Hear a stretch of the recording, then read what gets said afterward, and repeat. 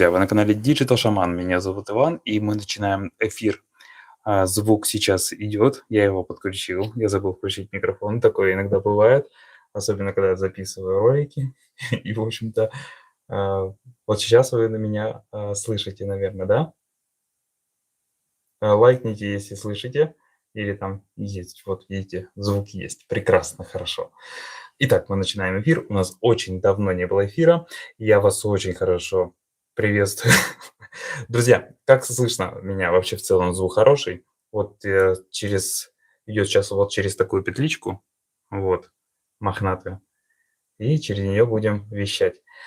Так, изображение пока такое, я ничего не продумывал, просто поставил так, как поставил, и надеюсь, мы проведем стрим вот в таком формате, как оно есть. Вот. Что у нас сегодня по стриму? На стриме мы будем отвечать вопросы прямо в режиме реального времени. Вы задаете вопросы в этот чат, в котором идет сейчас стрим. В рамках этого вопроса у нас будет ответ, в общем-то, прямо вот в прямом эфире. И что еще хотел сказать. В целом я расскажу в дальнейшем, какие будут в будущем у нас события. И в рамках этих событий будем как-то потихоньку выстраивать дальнейшее движение канала. Вы видите, что канал развивается, к каналу подключаются многие сервисы, и в рамках этого начинается интересная такая движуха. Мы начинаем взаимодействовать с сервисами, а именно с людьми, у которых реально имеется профессиональное образование в области ремонта фототехники, и не только. Есть конкретные уже сервисы, у которых реально есть наработанный опыт, и конкретно к этим сервисам отправляется часть заказов, которая может быть выполнена также на высоком уровне.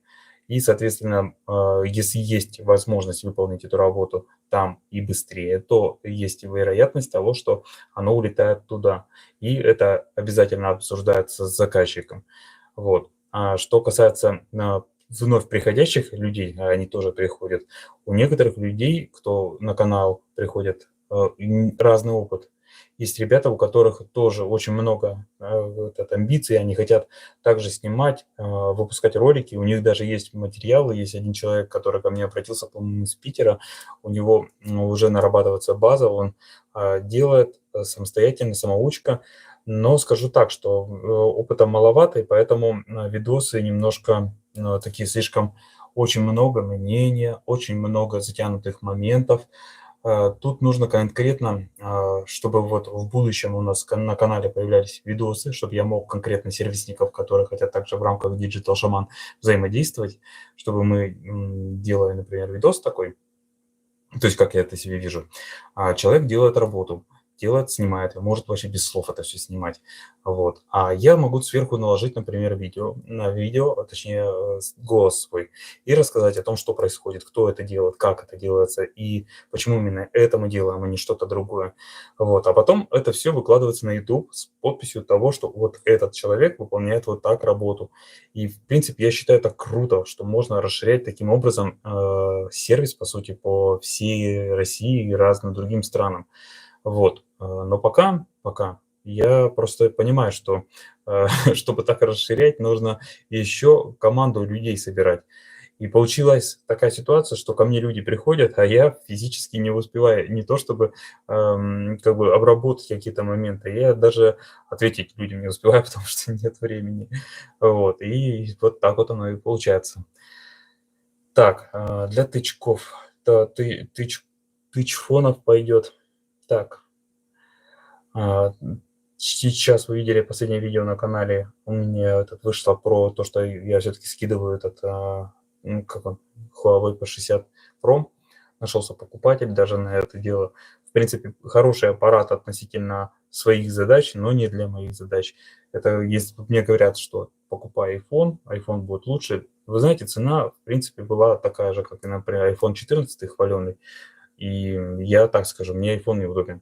Он абсолютно неудобен ни в управлении, ни в программных обеспечениях, которые там устанавливаются, и это вообще не для моей работы. Поэтому, если говорить о том, что вот еще вопрос был, почему не перехожу на фотики, все дело в том, смартфон позволяет сделать так. Ты делаешь запись через паузу. Вот. сама система интеллектуально понимает, что ты хочешь. Вот в Samsung она понимает. До этого был у меня какой? Vivo был, 19-й. Он тоже понимал, но туповатый. Он хорошо, они все-таки понимают эту штуку, что от них просят. Вот. И они могут снимать через паузу. И я, снимая через паузу, могу собирать кусок видео, например, в 10 минут. И вот он у меня висит, грубо говоря, на паузе, снимает вот сейчас 1080 в 60 FPS. И таким образом он не зависает, он не тупит. Я этот блок прям в CapCut закидываю, одной кнопкой нажимаю фильтр, докидываю музыку и все, и отправляю на рендер.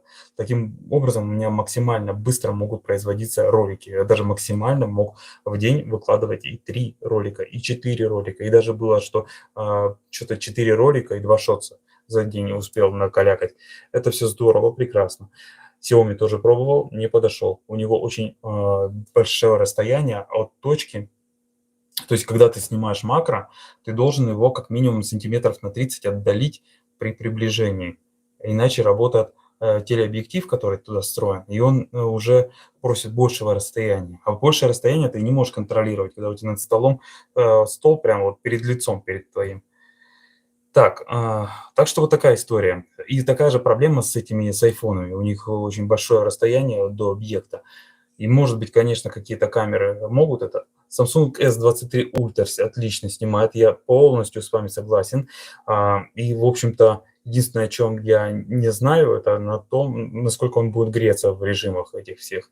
Это единственное, о чем я не знаю. В целом он прекрасен и хорош, но цены как бы такие вот не знаю, не готов я покупать Samsung для съемки видосов, а именно 23 Ultra. Но уже когда купил Huawei, весь расстроившийся, я уже, думал, вот сейчас вот вынь да положь. Но тут немножко все меняется. Ну вот. В ближайшее время, то есть я сейчас по объявлению тоже дам информация. У меня с 5 числа, мне 5 числа кладут на операцию, будет небольшая операция у меня. В рамках этой операции будут чинить меня. И, в общем-то, я там буду, скорее всего, выходить только на связь в виде стримов.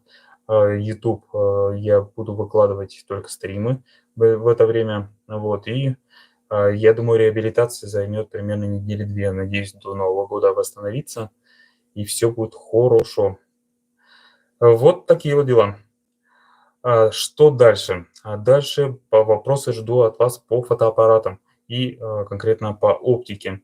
Что у нас сейчас? У нас сейчас ситуация такая, что по никонам пришлось, последний видос, мне пришлось сделать этот никоновский объектив, который я очень-очень люблю по картинке и не люблю по сборке-разборке, и по настройке тоже, особенно заднюю линзу. Вот, люди из Nikon так и не выходят на связь, а те люди, которые сертифицированные специалисты, и которые реально работали там и учились там у Никонов, они сейчас не работают там. И, в общем-то, крутили они на одном месте официалов. Видать, там реально что-то какое-то взаимодействие. Не только у них со мной плохое, но и вообще со всеми плохое взаимодействие. Ну, в общем-то, так. Так, если взять популярных, кстати, читаем чат. Если взять популярных производителей беззеркалок, Canon, Nikon, Sony, Fuji и прочие Panasonic, получается ли выделить производителя, кто качественнее подходит к сборке, с кем будет меньше проблем и поломок? Я так скажу, что нет конкретного производителя, который делает конкретно свои модели лучше или хуже. Есть прямо конкретные фирмы, которые делают конкретную модель хорошо, а остальные, скажем так, модели на свой ценовой, как бы, ну, короче, есть цена, есть предложение и есть спрос на эту цену и на это предложение. Поэтому в будущем, скорее всего, у Никонов будет возможность отыграться перед всеми, они со своим электронным затвором на Z7, если не ошибаюсь, я вот недавно смотрел обзор, и я был, конечно, впечатлен этой скоростной съемкой без затвора. Из чего он состоит, я еще посмотрю. Скорее всего, отказавшись от механических частей, у нас не будет поломок, связанных с механическими частями. А ведь это, по сути, является первой поломкой у аппаратов. Ну, второй, наверное, флеш-карты и кнопки. На третьем бы я бы так вот отметил. Читаем дальше вопросы. Так, здоровье хорошо вылечится. Спасибо большое. Мы обязательно будем в строю. Иван, как вы видите в будущем ремонты беззеркальных, с которых уходит механика? Механика уходит, а вот технику топить не перестанут. Техника ломаться сама по себе, например, от перегрева не перестанет. То есть будут по-любому цепи питания вылетать. У нас обязательно будут какие-то случаи, например, матрицы царапать будут обязательно. У нас, получается, механическое закрываться они не будут. И, соответственно, вот это будет тоже. Ну и я так думаю, от зеркалок и от беззеркалок, которые с этими затворами еще долго не отойдут. Вот. Где на Canon 5D Mark IV кнопку спуска с колесиком, что рядом? Так, колесико сдохло только, когда давлю на него. Это, Ирина, вы, по-моему, ко мне обращались уже по поводу 5D Mark IV. Это колесико можно взять у MH Official Store, магазин MH Official Store, это в AliExpress. Там вы спокойно его купите, оно, по-моему, взаимозаменяемое с 5D Mark III, одинаковое. Если проблема у Nikon D700, периодически залипает зеркало, особенно на серийной съемке. В чем может быть проблема? В вакууме или изнашивается эксцентрик? Для Nikon D700 всегда, когда пробег переваливает за 150-200 тысяч кадров, приходит такая проблема с эксцентриком. Сначала она у вас будет где-нибудь там на скоростной съемке на 50-м, на 100-м кадре выскакивать, потом у вас будет проблема, это появляется все чаще и чаще, и потом вы придете к тому, что он просто включается, делает кадр и опять делает ошибку. Так, какая пыль и влагозащита у БЗК Canon R, PR, R5, R6? Можно ли с ними ходить под дождем? Как защита объективов переживет дождь? Под дождем я ни одну технику не рекомендую таскать вообще. Нет такой влагозащиты, которая полностью решит вопрос с попаданием влаги. То есть, если вы реально попали в ситуацию, когда у вас камера, грубо говоря, забрызгана, то, например, были случаи, когда R-ка попала под дождь, R5 был, R6, и у них отработала система влагозащиты по RP-шке. RP-шка очень удешевленная, и там, в общем-то, есть вероятность, что, скорее всего, он сразу почувствует, что на него вода попала. RP и R5, R6 были уже в лужах, купались и довольно хорошо держат. Опять же, нужно помнить о том, что время пребывания во влаге, а также тип влаги очень сильно влияет на процесс распада фотоаппарата. Например, что страшнее, брызги, прямые капли воды или туман, который вы находитесь в течение 5 часов, например. Я скажу так, туман опаснее, потому что туман имеет мелкие капли, и они спокойно могут дрейфовать по внутренним частям фотоаппарата.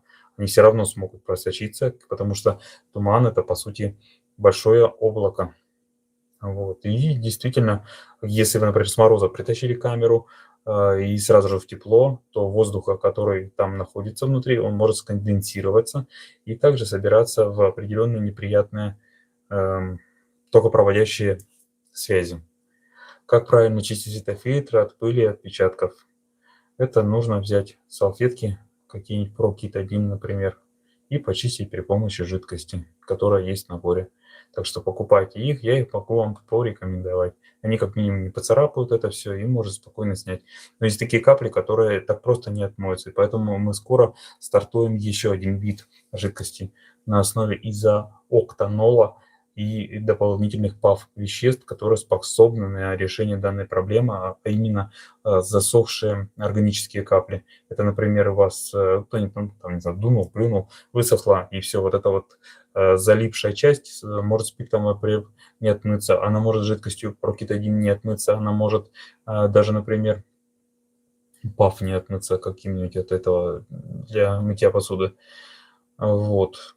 И нужно, конечно, подбирать средства. Как правильно чистить светофильтр, это я читал. Если сравнить защиту БЗК, то у какого бренда она лучше? Не могу так прямо сказать, но могу сказать относительно некоторых моделей. Например, X-T1-XT4 Fujifilm, и если сравнивать с Canon беззеркалками от R до R5, R6 даже, то XT-шки хуже. XT-шки собраны хуже, у них и вообще много чего хуже, но они выглядят красивше. Вот так. Так, что вы скажете про то, так, выламывает байонеты у так, что скажете про то, что выламывают байонеты у БЗК Canon с тяжелыми объективами и у каких? Друзья, ну если, там, по-моему, по регламенту написано, что до килограмма, линзы только использовать можно, если больше, то, ну, как бы только со штативным этим прицепом, то надо все-таки прислушиваться к этому. И также вот и с D810, Nikon D780, по-моему, да? Ну, короче, все те, которые отказались от магниевого корпуса вплоть в пользу пластика, у тех были проблемы разрыва шахты после, например, надевания уже ну, какого-нибудь объектива ну, выше килограмма по массе. Так что они все будут страдать. Любой фотоаппарат, который не имеет массивного шасси. Так, Иван, здравствуйте. Имеет ли смысл ремонтировать? Нет, Canon 55, 250, STM и прочее нет смысла вообще ремонтировать. Это, ну, блин, это такой, знаете, этот ширпотреб, который когда-то был. Я понимаю, что STM все круто, прекрасно, что тихий движок, но это если только сами захотите покопаться. У меня, кстати, даже на канале нет таких видосов, я их просто не беру. Но это не значит, что другие мастера не берут. Возможно, кто-то и берет, и, соответственно, есть, скорее всего, какие-нибудь видосы даже по этому направлению. Какой ресурс у забора Canon RP? Canon RP ломался с покупки у одного человека за 90 тысяч кадров, то есть там было 91 тысяча кадров, по-моему, так. На канале есть видео. Такая вот ситуация была. И ломаются они не просто потому, что серийная съемка их может спокойно прикончить, но и просто можно случайно стукнуть и сломаться. Такое тоже бывало. И на холоде рвались приводы. Такое тоже было. Так, Иван, заметил в роликах, вы часто заговариваетесь, запинаетесь, торопитесь, а сейчас спокойно разговариваете, и такого нет.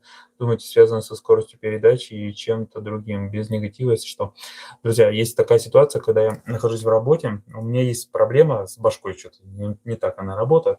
Короче, если что-то меня внешне отвлекает, если я в процессе, в работе нахожусь, то у меня нет возможности правильно переключаться. Я часто могу вообще даже слова путать. И есть проблема большая с тем, что это, наверное, как-то с дислексией связано. Как, ну, мне об этом как бы говорили. Вот. И я скажу так, что бывают проблемы, ну, я думаю, с башкой. Вот. Соображают плохо. То есть, например, вот ситуация, мне звонят по телефону, к примеру, говорят заказ, я весь в заказе. В этот момент, вот случай был, в магазине надо было пробивать какие-то вещи. Если я начинаю делать, я могу просто стабильно делать неправильные действия, прям вообще такие глупые ошибки совершать. Вот. Но я полностью буду весь в разговоре. Вот. А все, что остальное, является полной помехой. Вот так вот. Так, люблю ваш канал, успехов вам. Я рад, что вам нравится мой канал. Мне он тоже нравится. Увидели нас 10 тысяч, так что congratulations, друзья. Так, Olympus OM E10 Mark III. Облил пивом. Залипли шторки. Можете взять ремонт. Блин, Ренат, это такая жопа. Ой, да. У меня в этом году очень много было утопленников, вы сами заметили на канале. Я их беру лишь по той причине, что на канале они очень в плане просмотров востребованы. В плане доходности это нифига не востребовано. Например, выгоднее за день сделать 3 эрки, чем сделать один утопленник за 3 дня. И это выгоднее будет отличаться раза в 3. Примерно так, а может и в 4. Так. Шутка плюс видосов и 10 тысяч подписчиков у Ивана. Немного по масштабам, но и довольно немало, учитывая специфику канала. Я так скажу, очень классно, что в рамках канала удается накручивать количество людей. Ну, в плане, вы видите, что количество просмотров и количество подписчиков, оно примерно 10% от общего количества. Это очень хороший показатель, иногда и больше. И в целом это живая аудитория, это очень круто. Вот. И что я скажу, учитывая, что канал вообще не приносит никакого дохода, и это только лишь реклама для меня, для моей работы и для всех тех, кто участвует в рамках проекта Digital Shaman.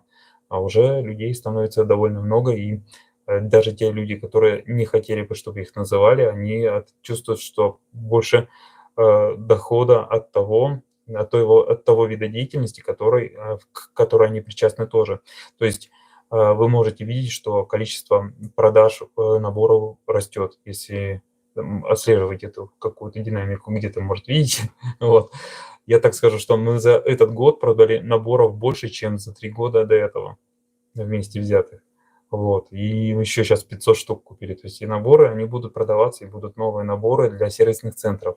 Эти наборы будут включать в себя 10 видов салфеток и литр жидкости на 2 месяца в рамках подписки. То есть я думаю, это будет для сервисов такая тема.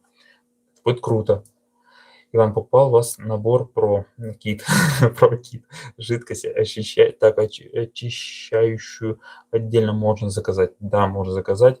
Объемы все так же 50 миллилитров, но если вы занимаетесь конкретно сервисом, и там мы можем договориться о других вариантах поставки.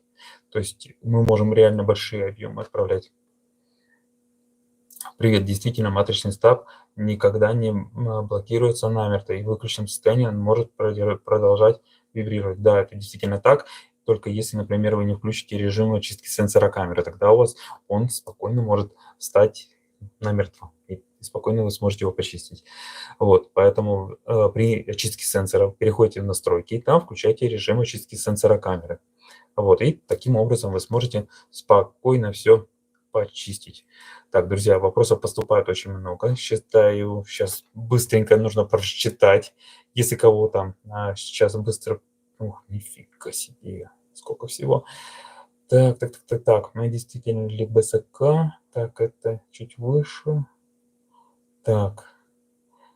Матричный стак. Кстати, насчет набора перчатки серия как литые. Вот смотрите, у вас L-ка размер, это здорово, просто у некоторых M-ка. Я вот всегда терзаюсь мыслями, L-ку или M-ку сложить. Ближайшие наборы будут содержать только L-ки, ближайшие 200 штук. Следующие 500 штук будут, скорее всего, все M-ки. Они, скорее всего, точно видите. Я купил целых 20 коробок, вот, прямо на меня, с салфетками со средством. До сих пор чищу разную электронику, начиная от фото, трубочистов, понятно, матрицы и корпуса камеры, оптику. Да, этот набор я сам использую каждый день. По сути, жидкость и салфетки являются центральной частью работы сервиса. Не будет жидкости, не будет работы, не будет салфетки, не будет работы. Привет. Если ремонт стекла стоит столько же, как и БУ на Авито, что лучше выбрать? Лучше не выбирать стекла, которые реально нет смысла ремонтировать. Но есть стекла, которые реально дают крутую картинку. И есть вероятность, что вы за эту цену купите хлам. То есть есть смысл взять какое-нибудь стекло немножко похуже качества и отремонтироваться, если оно реально по факту имеет очень хорошую картинку. Например, Canon 2470 UZM-2. Он же имеет классную картинку, и конструктив его довольно простой, и восстановить его легко, поэтому такой объектив стоит восстанавливать. Так, а вот, например, если Nikon брать 80-200 с мотором электрическим, то я никому не рекомендую этот хлам, хотя и картинка у электромеханических, и у механического замечательная. Поэтому лучше возьмите электромеханического с хорошей картинкой снимайте, чем взять электрический, потому что моторы вы не найдете. Так, заканчивая ретро с сотовыми X. Я понял, это по чистке. Действительно ли БЗК Canon состоят полностью из корпуса из магниевого сплава, или у них только внутренняя рама из сплава, на которую все крепится. Материал в основном весь пластиковый, но внутренняя рама из магния. Вот это не только у БЗК Canon, это многие другие фотоаппараты. То есть есть определенные, как небольшой скелет, на который все крепится, как в тачках теперь стало. Просто нет в спецификациях про максимальный вес объектива, то есть максимум килограмм на R5. Да, друзья, больше килограмма не вешайте, это касается всех. Я не знаю, зачем это сделали так, но там ничего крепкого нету. Часто рассматривайте ремонт D800, когда изнашиваются подшипники, и из-за этого фокус промахивается. Техническая эта проблема имеет место быть на других Nikon камерах, типа D610, D750, D780, D3, D5. Друзья, я D610 ремонт зеркала и D750 ремонт зеркала ну, по 750, ну нет, я делал ремонт зеркала. 610 не делал, 780 ремонт зеркала не делал, до 335 я не держу. То есть в чем проблема? Проблема в этих ремкомплектах. Если, в принципе, раньше я менял только зеркало, но как только появились новые ремкомплекты, они реально круче, но там требовалась поправка. Сейчас есть возможность при помощи программы Торнадо делать эти поправки, и, соответственно, настраивать тем самым положение зеркала. Это очень круто. Раньше было сложнее. Например, для 610 нет программы, которая вот слита была в сеть. Иногда и 780 тоже нет. Так, я когда сфокусировался на чем-то, тоже могу тупить и пропускать слова. Ну, видать, такая же психология в голове, как-то работает мозг так. Просто реально, если я работаю, например, над своими объективами, я могу настолько погрузиться в работу, что часов 6 могу, не выходя, работать и работать, пока не доделаю, не успокоюсь. Так, заметил, что Евтамроны новой ревизии с серебряным кольцом у байонета на БЗК через адаптер плохо отрабатывает фокусировку. Фокус юлит по всему диапазону массового... друзья, вот по этим тамронам необходимо сделать прошивку. Там через док-станцию это должно делаться. И прошивка байонета тоже как-то она делается. Не знаю еще как. По-моему, просто ты скачиваешь прошивку вместе с переходником, когда у тебя переходник на камере, и тогда у тебя должен новая прошивка на переходник встать. Вот этого я не знаю. Если знаете, напишите. С головой у тебя порядок. Друзья, иногда не порядок. Я реально туплю, и мне кажется, иногда надо что-то делать с этим. Потому что, мне кажется, без отдыха... Я, кстати, начал, знаете, что делать? Я начал, спать столько, сколько хочу.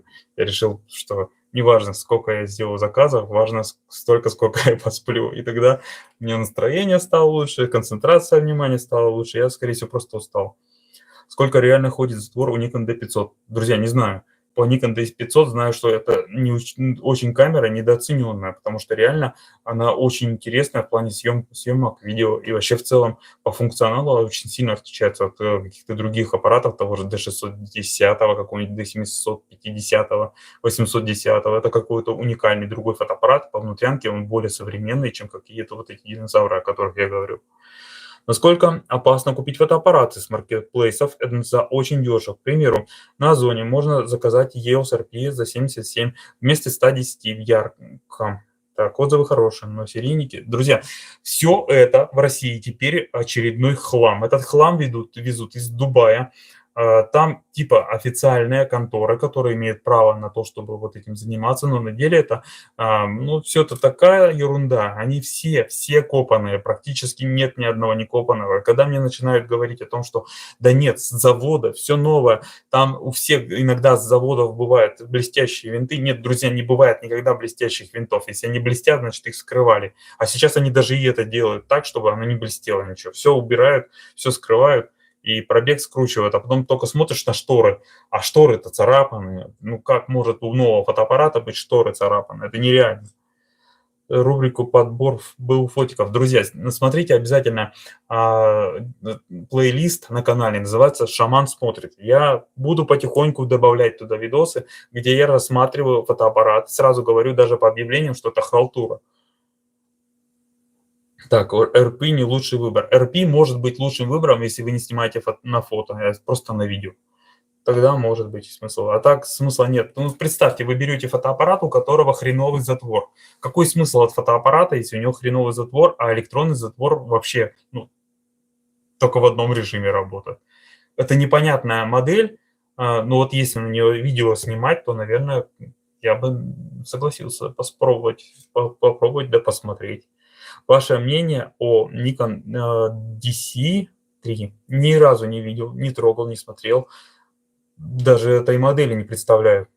На Nikon D810 можно программу удалять горячие пиксели. Почему могут появляться? Это связано с свойством самих КМОП-транзисторов, в которых находятся матрицы. И происходит так называемое зависание квантового состояния этих транзисторов, и они просто забывают, в каком они положении, в открытом, закрытом, и они постоянно открытом. Для этого их нужно сбросить, и вот в режиме чистки сенсора они вот автоматически выключаются, принудительно выключаются, и тогда могут они перестать быть светящимися в плане белыми. Но если он у вас конкретно красный, синий или зеленый, то у вас, скорее всего, дохлый пиксель, и его либо переназначить, либо его как-то вот по-другому. Я этого делать не умею, я к этому никак не причастен, и еще даже уметь не умел ни разу. То есть если мне кто-нибудь объяснил бы, как это делается в игре, я бы с любопытством бы даже посмотрел. Так, Иван, можно разобрать частично фотики и прополоскать в изопропиловом спирте, чтобы шторки отлипли. Скорее всего, после этой процедуры, так как спирт имеет в составе своем различные примеси, и спирт очень хорошо абсорбирует другие примеси, которые в составе этого фотоаппарата присутствуют, это и клея, это и другие вещества, то в результате этого жидкость зальется туда, куда не надо, и будет находиться там столько долго, сколько захочет, например, под матрицей. И, в общем-то, это приведет к другим проблемам, еще большим проблемам, чем у вас есть сейчас. Если я правильно понял, в начале рассказа про 2470 представители Nikon не идут на контакт в плане помощи по ремонтам. Именно поэтому на канале не появляется ремонт Nikon Z. Нет, не поэтому. Nikon Z не появляется, потому что я их не хотел брать длительный период, пока не настроены будут до конца программное обеспечение. Как только Вячеслав из Торнадо допинает всякие вот эти моменты, связанные с Sony новыми, там, Никонами, и я с радостью буду брать такие аппараты, их будет возможно поднастроить по прошивке, например, выкачать прошивку, поставить ее на новую плату. Это очень важные моменты. Так, насколько критично сказывается отрицательная температура на технике, если снимаешь северное сияние ночью по 6-7 часов в условиях высокой влажности и мороза?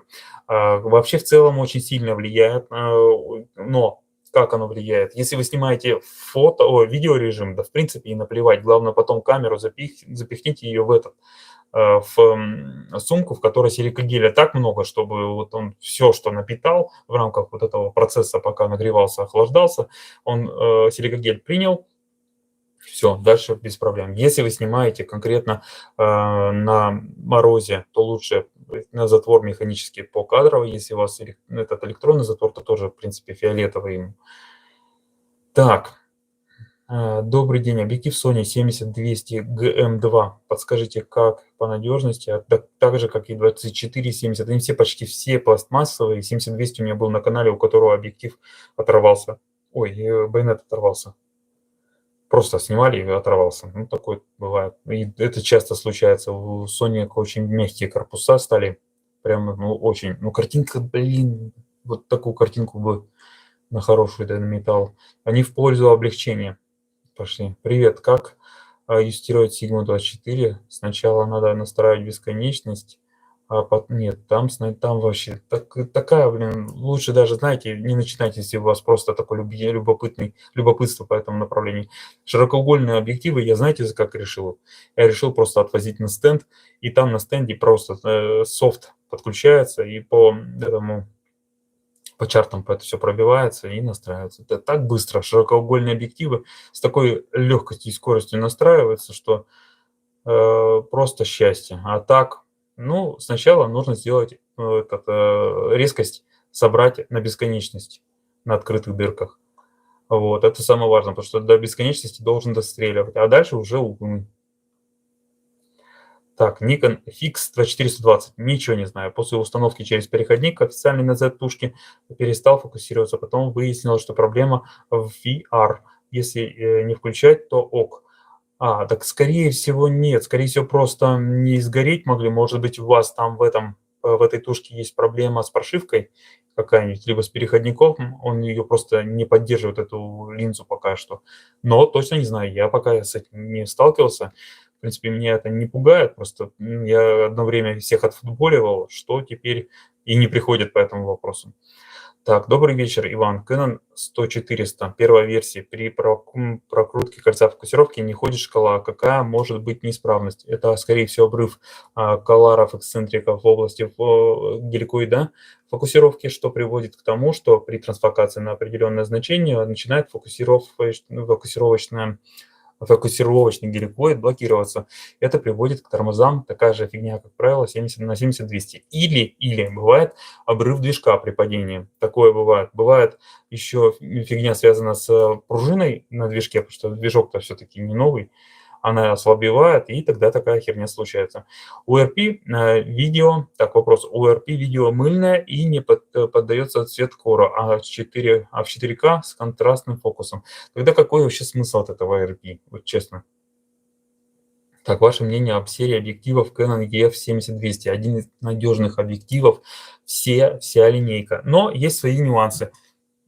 Очень боятся, если уж шарахнуть их как-нибудь так здорово, а их не щадя использовали в разных условиях, но их до сих пор используют, их до сих пор обслуживают, их с радостью настраивают, и с радостью их они поддаются лечению. И я скажу, что этот объектив еще долго будет в работе, потому что это очень хорошая техника. Вот такие дела. Будьте добры, средняя стоимость ремонта зеркального фотоаппарата без стоимости запчастей. Друзья, все вопросы по стоимости, срокам, все это обговаривается индивидуально на конкретно Ютубе, на Телеграм-канале или, точнее, в Телеграме переписке, либо в WhatsApp. Все, заговариваться надо попить. А пока почитаю ваши вопросы. Так, напечатался ваше мнение. 1DS 3. 1DS 3 собран неплохо, но есть проблемы с комплектующими. У DS очень хорошая влагозащита, очень хорошая, я бы сказал. И, в принципе, у многих, говорят, бегает он много, но я видел, что 400-500 тысяч и все, кряк-затвор. Найти новый затвор очень трудно. Что вы скажете о Pentax K3 M3? Я не знаю ничего о Pentax'ах. Pentax я брать теперь уже не буду. И уже это теперь длится 2, наверное, года точно. Вот. Увлекаетесь ли вы фотографией? Если фотографируете, то на какую камеру? Как ни странно, я не увлекаюсь фотографией. Я увлекаюсь ремонтом фотоаппаратов. Мне это безумно нравится. А фотографировать? Ну, не знаю. Не знаю. Может быть, я кино бы снял какое-нибудь про синего оленя. У меня есть пленочный Canon EOS 55. Когда ставлю его на Tamron 1530 2.8, то при спуске в этап затвора фотик вырубается и мигает батарея. Другими объективами такого нет. Скорее всего, КЗ внутри объектива. Так, что скажете о Sony A9 III? Не знаю, очень интересно посмотреть, разобрать и вообще что-то посмотреть в нем. Дорого будет замена или ремонт эксцентрика? Пишите в WhatsApp, Telegram по номеру 8920 106 5322. По этому номеру вы войдете в WhatsApp и меня найдете. Там мы с вами обсудим сроки и время. У меня еще есть какие-то детали на D700, поэтому новые, их можно будет поставить, и будет у вас еще 200-300 тысяч смело фотоаппарат ходить. Так, прошу прощения, видимо, пропустил ответ на свой вопрос. Хочу взять Canon R5 или R6 Mark II, какой будет понадежнее для репортажки при условии не супер бережного отношения и частой смены объективов. R5, R6, оба фотоаппарата бегают 230 и примерно 300 тысяч кадров на одном затворе. Дальше меняете затвор, это примерно еще затвор 35 тысяч плюс работа. Ну и опять снимаете, они все такие. И R5, и R6 одинаковый затвор имеют, и R6 второй. Добрый вечер, Иван. Купил D780 в DNS, но там нет русского языка. Кстати, можно его перевести. Так что пишите, я вас соединю с Вячеславом Торнадо, и там он вам поможет. Он такие штуки делает с легкостью. Так, кстати говоря, по Сонькам тоже переводы теперь можно делать. И по Никонам, если не ошибаюсь, там русификация теперь делается. Не могу понять, в чем дело. Мой Nikon D500 пару раз падал на землю. Что смотреть? На что нужно обратить внимание. Друзья, если у вас аппарат реально не тупит, картинка, например, на широких углах вся прекрасная и ничего, никаких проблем, то, слава богу, все про вас пронесло. Такое бывает. Бывает и в лужу упадет, ничего не случается. Добрый вечер. Так, в фотомастерской посоветовали 70-200 2.8 вместо 80-200 2.8. Сказали, что не подлежит ремонту и вообще помойка. А я просматривал на 800, присматривал на 80-200. Если речь идет о Nikon 70-200, он реально надежнее будет. Он собран как звездолет. Там деталей просто космос. И вообще в целом классная линза. Картинка с него бомбезная. Но 80-200, он, блин, вот тот, который механический, он дешевый. И, в принципе, он тоже надежный. Но вот если взять электрическим мотором, это хлам, его лучше выкинуть. Вот честно, мотор вылетел, все. Мотор пищит, все. В ближайшее время ему капец. Так, у меня D500 прожил почти 1,5 лимона кадров. Сдохли почти одновременно шестерня взвода шторок и привод зеркала. Хороший показатель. Вот, друзья, смотрите, вот у этого человека D500 прошел 1,5 миллиона кадров. Так что D500 может пройти. Я про Sigma спрашивал, 24 мм арт. Имел в виду юстировка через док-станцию. Нет, друзья, юстировка через док-станцию на 24 мм арт не решает проблему углов. Проблема есть в том, что 24 мм от Sigma выполнен следующим образом. Так, если про док-станцию, значит, серия Art. Смотрите, там линзы делали таким образом, что они немного не могут правильно фокусироваться. В чем суть? Они вклеиваются. И вклеиваются так, что у них нету конкретного полностью. Вот завальцевали их перпендикулярно оси, и все, и работает. Нифига подобного. У Никона, у Sigma вообще в целом может быть из 10 передних линз 10 разных вариантов, а там целая стопка из таких линз. И вот эти стопки, они хреново настроены. Я уже сталкивался с такими. Реально есть проблема, что вы из 10 только один объектив выберете нормальный. Так, так, если человек тупит, делает 2 дела одновременно, это нормально. Если он не женщина, конечно.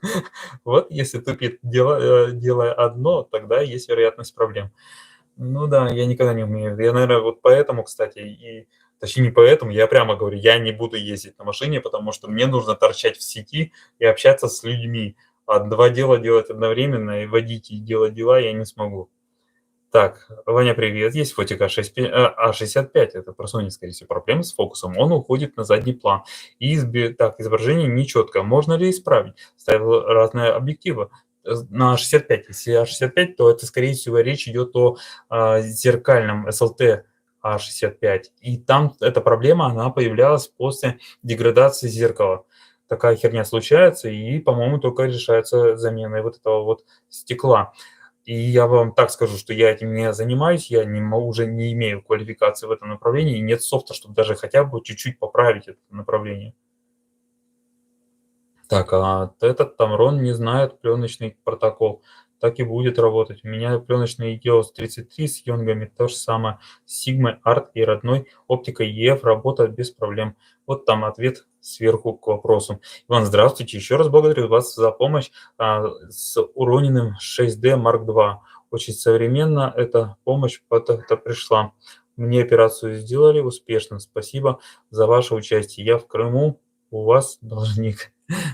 Друзья, речь идет о фотоаппарате, который, в общем-то, пострадал, там прям реально экран пробило, а потом, как оказалось, плату, и проблема из-за этого на шлейфе была фокусировки. Вот.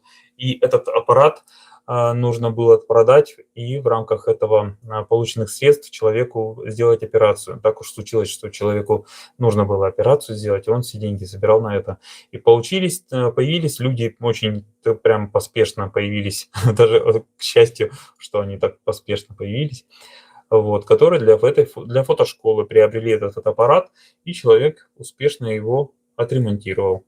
Ну, насколько я знаю, он со мной сконтачил, мы с ним общались. Вот, он мне даже консультировался по некоторым вопросам. У объектива Sigma 140-400 не всегда срабатывает стабилизатор изображения. Их ремонтируете? Друзья, большие объективы не беру, потому что нет возможности настроить 140-400 дистанцию.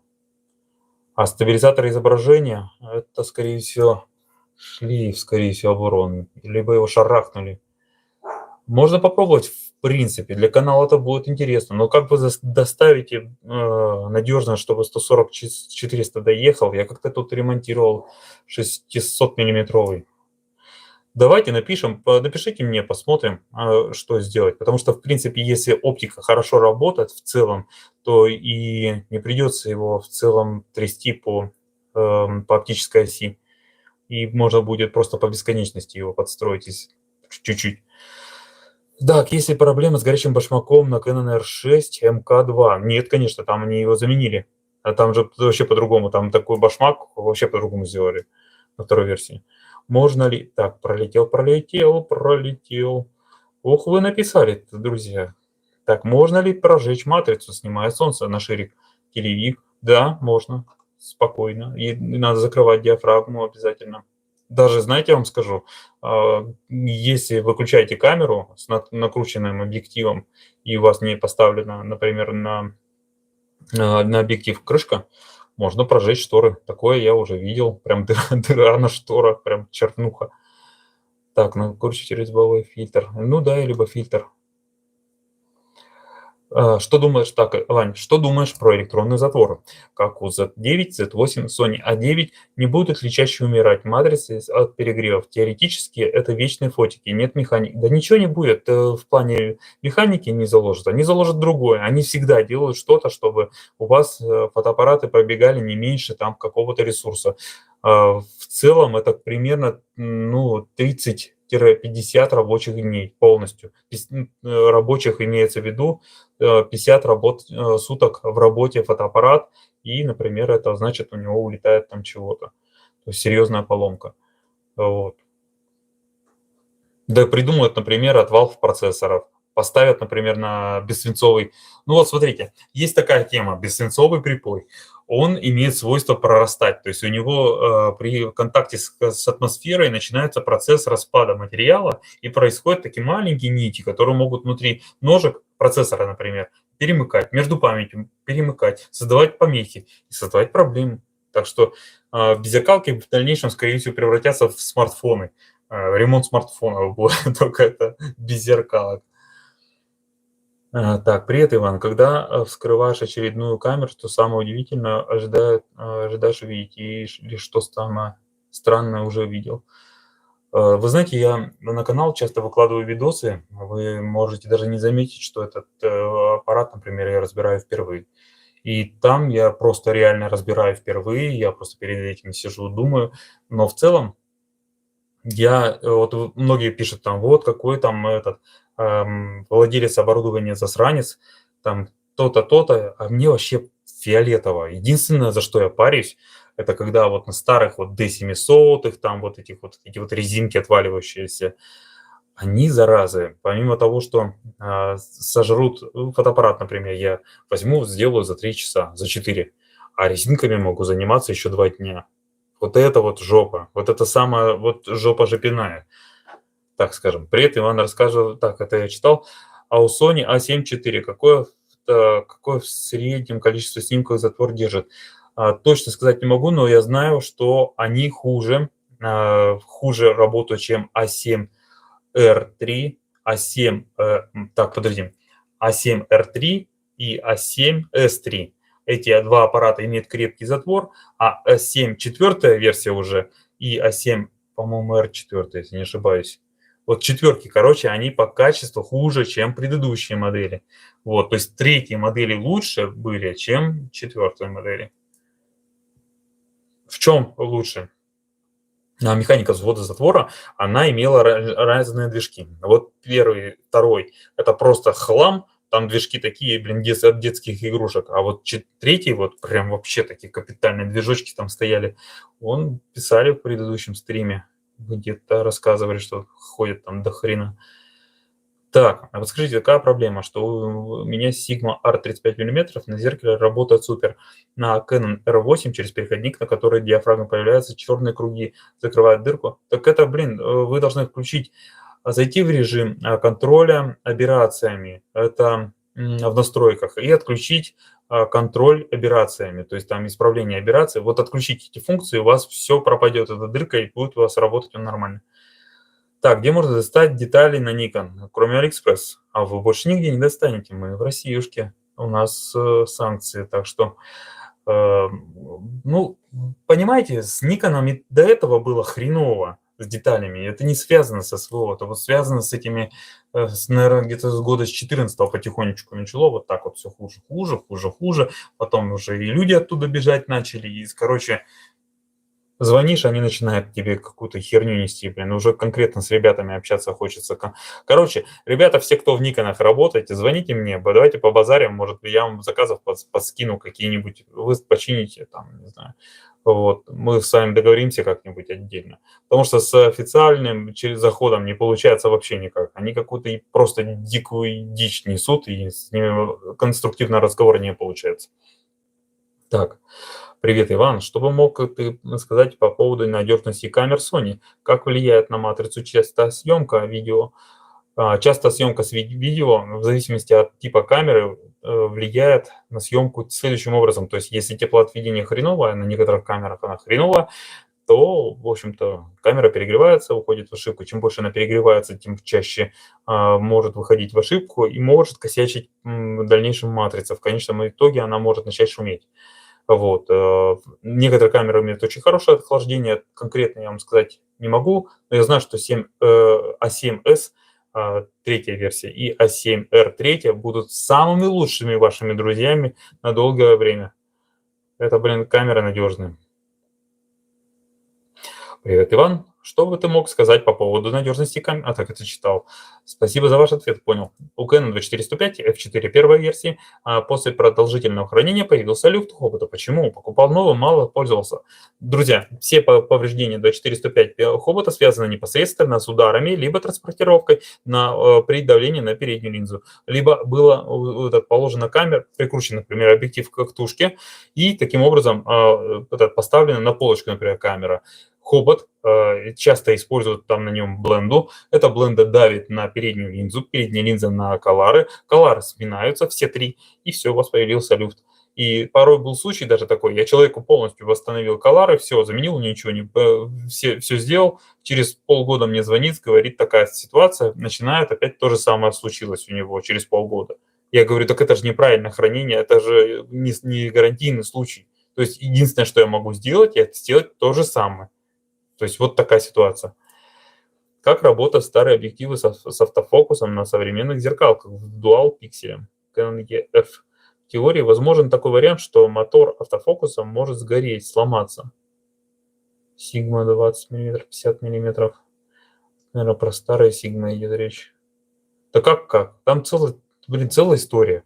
Очень сложно. Эти движки, короче, ультразвуковые, работают по принципу отскакивания. То есть одна частота задает отскок, другая частота задает направление.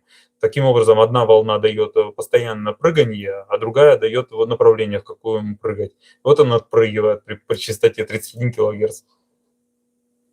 Ну, не у всех 31 кГц. На этом принципе построены не только EF движки, на этом принципе построены современные Sony движки, только там немножко другой, не дисковый мотор, а, например, стержневой. Тоже волна бегает по стержню, и он таскает этот стержень, поводок таскает фокусировочные линзы. Дорогущие капец, но зато при этом копеечные производства. Хотя не знаю, насколько копеечно. Вот Tamron и Sigma в новых версиях решили эту проблему с фокусировкой при помощи определенных типов моторов. Так, у меня есть Tamron 70200G2 2875, и с ним проблем нет. А вот с 1530, 150-600 проблема, Sigma 150-600 Sports тоже нет проблем. 1530, так, 150-600. Наверное, старые объективы. У старых объективов там начинали помашки появляться с фокусом, связанные просто с устареванием этого. Ну, короче, начинает потихоньку тупить датчик фокусировки и, в общем-то, моросит, и потом выходит из строя. Добрый вечер. Как эксплуатировать связку Canon R6 и объективы RF2870, если вес объектива 130 грамм? При эксплуатации обязательно стоит учитывать, что вес очень большой его объектива. И есть специальные кронштейны, которые крепятся к нижней части фотоаппарата. Дальше этот кронштейн выходит в сторону, и здесь есть вот такая палочка, которая держит объектив. Все это называется, как называется, не знаю, напишите в чат. Такая херовина из металла, металлоконструкции крепится. Это либо клетка, вот с этой штукой и палочкой, либо это еще как-то. То есть, ну, вот такая штука реально позволяет вам использовать камеру, не повреждая байонет. И помните, что если тяжелый объектив, долго накручен, вы дергаете, шатаете, у вас будет в любом случае появляться неправильная, в общем-то, со временем может отойти байонет. Либо у объектива, либо у фотоаппарата. Чаще всего у объектива. Иван, здравствуйте, у Canon R заклинило кнопку M FN. Так, M FN, ага, от спуска слева. Есть ли у вас способ без разборки исправить? Нет. Она, скорее всего, у вас просто будет либо поцарапана, испорчена, и вы ее достанете, либо у нее в основании сломался штифт, и он будет также проваливаться, только вы ее еще испортите. То есть если в первом случае, в любом случае, скорее всего, либо сам толкатель нужно будет заменить, либо кнопка под ним, скорее всего, сломалась. И тогда от того, что вы там его поковыряете, попытаетесь достать, тоже ничего не сработает. Но, возможно, вы ее просто чем-то липким залили. И тогда просто возьмите щеточку, переверните камеру вверх тормашками, возьмите немножко на эту щеточку, например, с этого,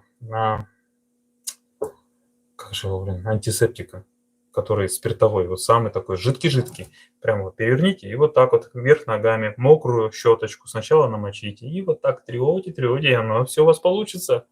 Вот, включите только через 30 минут после того, как и переворачивайте через 30 минут, пускай она вниз выходит. Там хоть и стоит защита от влаги, но тем не менее, зачем она надо? Так. Приветствую. В каких камерах затвор надежнее? Canon R или R6, M2, R5? Так, еще раз повторю. R5, R6 и R6, M2 имеют одинаковый затвор с одинаковой проблемой, с двумя движками, с двумя эксцентриками. И так получается, что он, если работает, например, по одной шторке постоянно, то у вас дохнет постепенно, рассинхронизируется один мотор с другим, и в конечном итоге затвор выходит в ошибку. Для R затвор дешевле, 2,5 раза дешевле, и, соответственно, ремонт будет дешевле. Что касается съемки на электронный затвор, то R6M2, я думаю, сейчас способен снимать на электронный затвор, не используя при этом механический затвор. Поэтому R6 Mark II будет надежнее. Деградирует ли матрица после продолжительной съемки видео? Если снимать, например, в темноте при сильных ISO или снимать при сильном освещении и долго, и часто, то иногда деградирует. И не только это связано с съемкой матрицы на фотоаппарате, это еще и связано, например, со съемкой даже у меня на смартфоне. Периодически картинка, смотрю, уже цвета как-то неправильно воспринимает, все такое. Снимать напротив солнца человека вредно для камеры. Ну, все зависит от того, как снимаешь. Если, например, солнце сзади подсвечивает спину человека, и он как контуром светит, то, в принципе, наплевать. Если напрямую лупит, и вы на 70-200, на 200 миллиметров снимаете, у вас солнце приближается, вы еще и на 2,8, я думаю, это не полезно нифига. Вот. У Sigma с Tamron крайне так часто шлейфы переламываются и отваливаются, отрывает. Так, тут что-то не часть переламывается и отрывает. Да, такое бывает. Так, привет, подскажи. Nikon 135 F2. DC на диафрагме 2 мылит не сильно. На 2,8 идеал по резкости. Что делать? Требуется настройка оптической оси, ремонт. Скорее всего, его либо шарахнули, либо просто при эксплуатации начали, колары смялись. В любом случае требуется настройка оптической оси. А уж какой ценой это выйдет, это неизвестно. Но я Nikon не беру пока, что все. Найду человека, который будет работать с нанной упряжкой, у которого с Никонами все прекрасно и хорошо, а это могут быть ребята из Никона, которые до сих пор там работают. Так что и вот вам, пожалуйста, давайте мы с вами взаимодействовать и будем настраивать объективы через ваше оборудование, которое у вас еще пока работает, а ваше начальство не хочет, я так понимаю, взаимодействовать. Так, насколько надежный узел у поворотного экрана у Canon. Все зависит от типа модели, и он у всех выполнен по-разному. Вы по-прежнему в Ярославле? Да, я по-прежнему живу в Ярославле. Добрый вечер. Какая беззеркалка, по вашему мнению, самая надежная? Та, которая стоит в магазине и не работает. Запись будет? Запись будет в... Так, вопрос.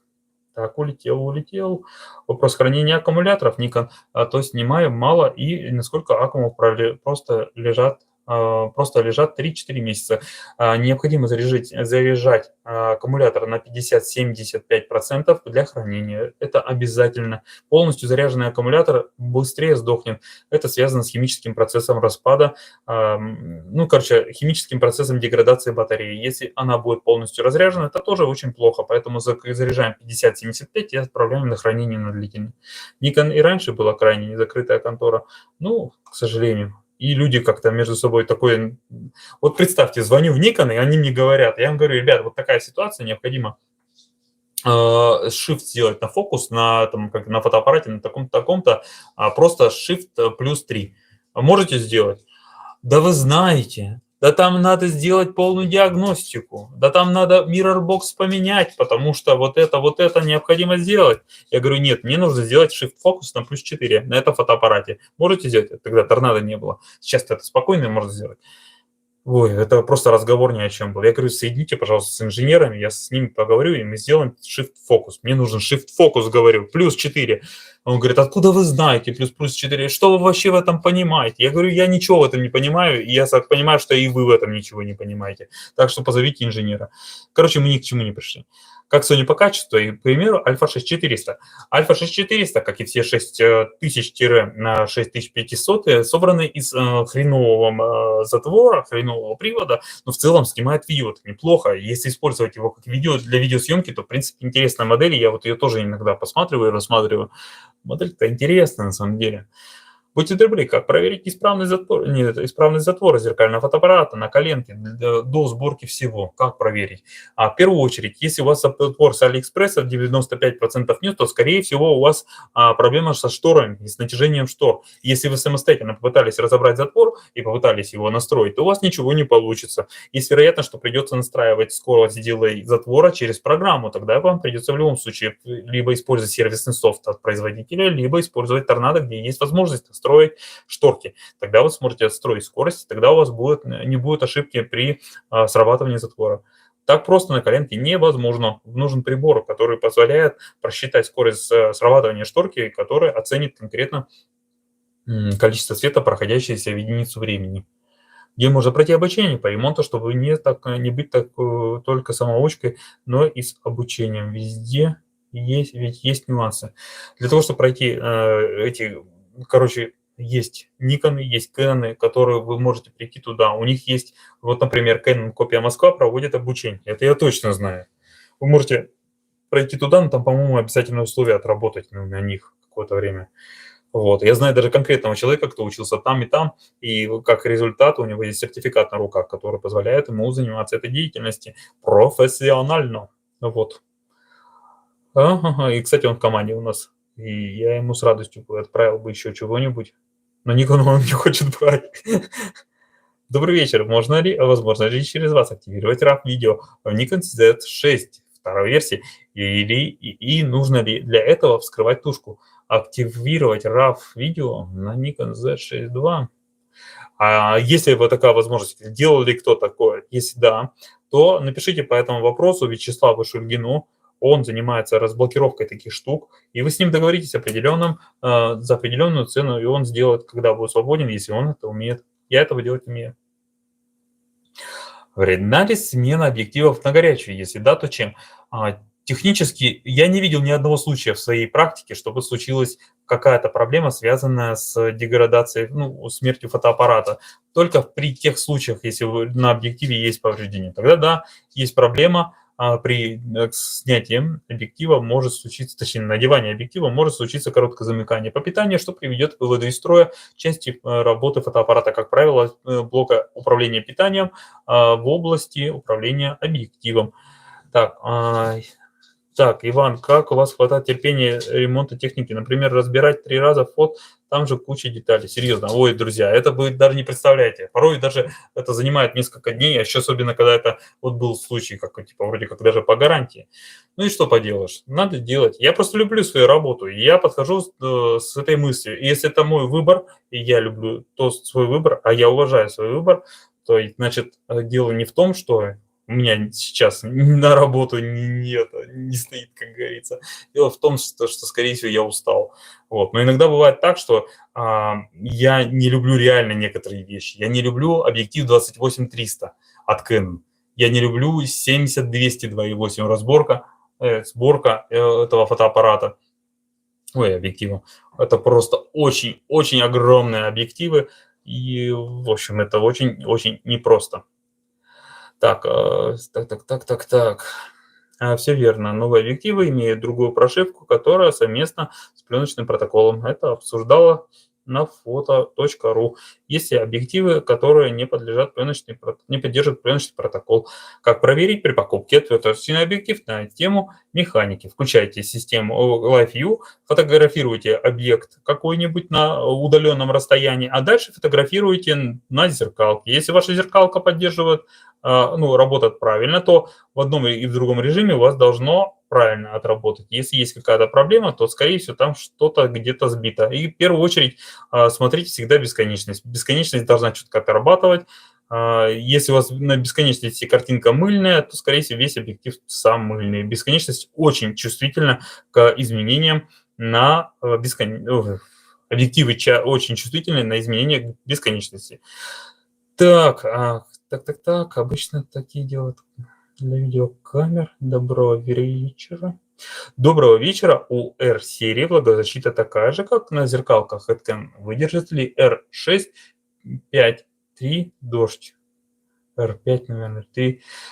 У них у всех хорошая влагозащита, но это не означает, что их нужно вытащить на улицу и ставить под дождь. Для того, чтобы ваш фотоаппарат не сдох от этого, вам необходимо просто взять какой-нибудь зонтик сверху, подставить над фотоаппаратом. Тогда он спокойно это переживет. Вот. Влагозащита не подразумевает о том, что вы будете купать фотоаппараты или держать их под дождем. Она подразумевает разовое попадание влаги, после чего вы вытираете, и все прекрасно проходит. То есть не полное погружение, не нахождение 24/7 под дождем на улице в виде съемки. Нет, не это подразумевается. У меня была проблема с тяжелым объективом. Tamron 15-30 весит 1,1 килограмм, и спустя время у него разболтались винты под байонетом. Если использовать риг, то это неудобно, если не снимаешь со штатива видео. Вот, кстати, тоже момент. Риг, вот эта штука называется верно, она может создавать некоторые проблемы. Однако защищает вот от таких вот моментов. Я не знаю, что делать, но вот, например, 28-75 Tamron очень часто ломается в районе байонета. И, как правило, привозят объективы, упавшие на пол, потому что оторвались винты от корпуса, и байонет остался спокойно торчать в фотоаппарате, а объектив спокойно лежать на земле. Так, двигаемся дальше, переходим вниз к вопросам. Парадокс в том, что Tamron 28-75 лохматых годов работает без проблем, а новый Tamron 1560G2 юлит по фокусу. Есть вероятность, что он, возможно, не поддерживается например, по тушкой, и нужно прошить тушку.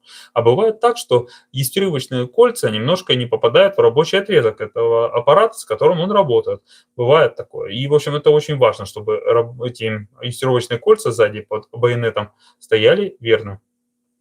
Теперь переходим к следующему вопросу. Парадокс в том, так это все. Здравствуйте, Иван. Что можете сказать о надежности Canon EF 70-200 f4? Объектив очень старый, друзья. Этот объектив уже пережил очень много времени, и я так рекомендую вообще, в принципе, 70-200 уже не эксплуатировать. Староват объектив. Вот. Однако он такой же надежный, как, например, 70-200 2.8 от Canon. Эти объективы, в принципе, все были сделаны очень хорошо, и поэтому к этим объективам только отдельные претензии по поводу того, что некоторые винты раскручиваются, которые являются корпусными частями, и это, в принципе, странно, хотя они стоят на краске.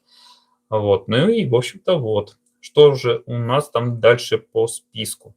Здравствуйте. Такой же вопрос. Тампон 1850 имеет перекос по фокусу. Какая причина у него? Скорее всего, этот объектив уронили, либо было вскрытие. Возможно, у него разбиты коллары, что привело к тому, что у него одна из линз имеет перекос. Это приводит к тому, что имеет эффект tilt-shift, либо смещение. Особенно это заметно должно быть на 17-35, и, в общем-то, на 50 это практически незаметно. У моей R5 узел поворотного экранчика умер через 4 месяца работы.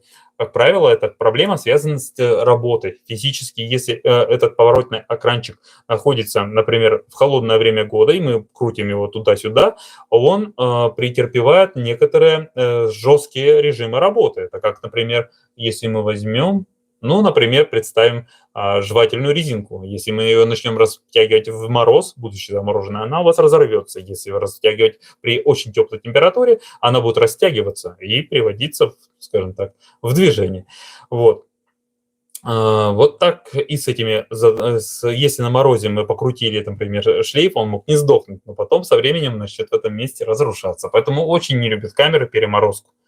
Поэтому у них и температурный режим рабочий, что-то от +5 до +45. Поправьте, если не так сказал. У моей R5 узел так это я читал. У меня на Fuji X-T1 начала немного дурить заднее колесико, перескакивает. Это у них часто бывает. Да, это у них часто бывает, решается путем разборки, и, в общем-то, там либо колесико, либо сам датчик, ну, в общем, моросят. Там надо либо, я не помню на самом деле, по-моему, там ее такой датчик хитро сделанный, он немножко отличается от соневского. По-моему, там либо переключатель меняется полностью, либо шлейф переключателем. Так, у Canon 5D Mark III, если фотографировать в тихом режиме, как отражается на ресурсе фотоаппарата. Мне однажды сказали, что 5D Mark III у одного человека работает все время на тихом режиме. Однако я точно знаю, что куча фотоаппаратов, в том числе 6D Mark I и II, они имеют одинаковые затворы.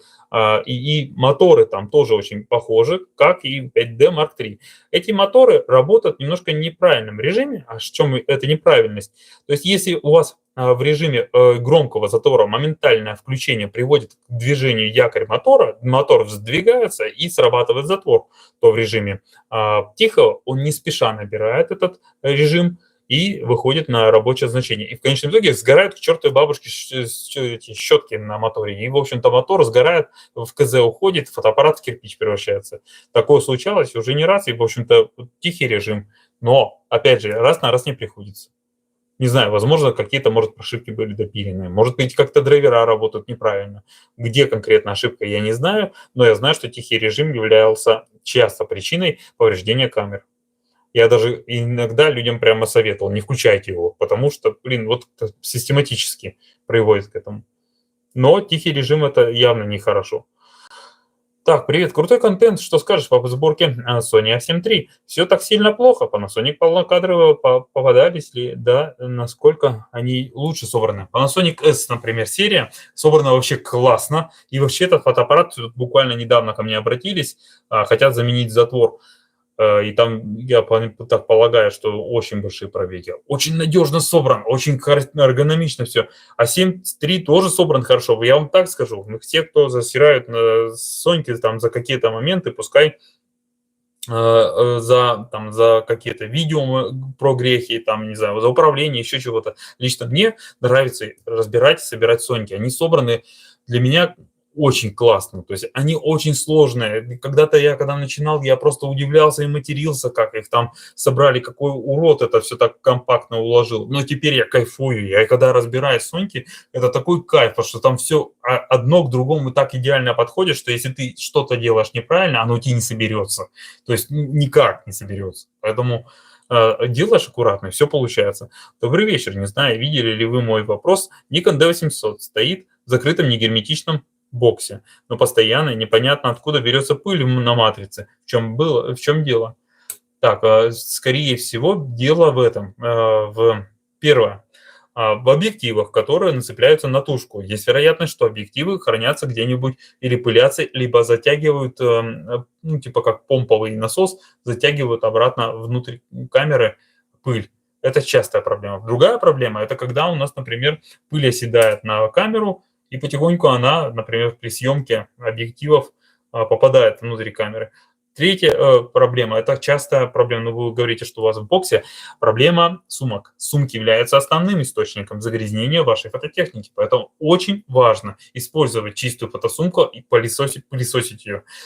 Выбирайте сумки по принципу, чтобы на нее как можно меньше падало пыли. Лучше это будет материал какой-нибудь пылеотталкивающий, который можно, грубо говоря, пропылесосил, либо тряпочкой промыл, чем тот, который будет накапливать в себе огромнейшее количество пыли. Вся эта пыль обязательно будет в вашем фотоаппарате, постепенно она перекочует. Так, можно ли заменить болты на байонетной части объектива? Да, байонетная часть объектива может заменить болты, и часто так бывает, что практически целая линейка одного и того же типа объектива, одного типа байонета поддерживает одни и те же винты. Есть совет, так, как сберечь Сонька 6400 при эксплуатации. Не использовать серийку, не снимать, не замораживать камеру на морозе. И если вы снимаете серийку, копить на новый затвор. Тогда замена затвора и дальше снимаете. А так, в целом, мороз, влага, и вот я так понимаю, серийная съемка, больше тут нечего отметить. Но постепенно деградирует матрица, если снимаешь видео. Так, при включении аппарата стоит ли отключать матричный стаб? Стаб объектива. Так, о стабе объектива. Да, друзья, при выключении аппарата важно вот что запомнить. Если у вас в объективе есть стабилизатор, то сдернув объектив полностью с тушки, он не успеет уйти на парковку. В принципе, это не страшно. Однако есть объективы, которые этого не любят. Поэтому можно немножко потом сломать объектив, если где-нибудь тряхнет на кочке. Поэтому выключили аппарат, сняли объектив. Это одно из главных правил на самом деле. Если касается что стаба. Вот стабы очень чувствительны в этом плане на объективах. На фотике нет, там есть ограничители, там болтайся, не болтайся. Там есть куда биться, и все продумано так, чтобы это билось, тряслось и дергалось. Как лучше хранить фотоаппарат с объективом, с блендой, без бленды, без объектива? Хранить фотоаппарат нужно почистили крышечку, закрыли, если убирать куда-то собираетесь. Сняли батарею, поставили его куда-нибудь в шкаф. Хотя можете сохранить из батареи, только главное зарядить ее 50-70%, пускай так, но не полностью. И не разряжайте полностью. Без батареи тоже нехорошо, надолго, если на год, на два. Это может привести к подыханию внутренней батареи. Объективы лучше хранить байонетом вниз. То есть конкретно крышку нацепили, байонет поставили. Если это в сумке, то пускай в сумке стоит. Лишний раз не контактирует с атмосферой. Так. Иван выбирал беззеркалку, и был очень соблазнительный вариант Canon R8, но очень смущает этот странный недозатвор по второй шторке. Сколько это чудо хватает при серийной съемке репортажей. Вот если вы хотите серийную съемку репортажей, то я вам так скажу, что лучше взять что-то, что будет бегать очень много. Репортажка подразумевает под собой огромное количество кадров, и порой эти кадры просто шлак. Это так оно происходит.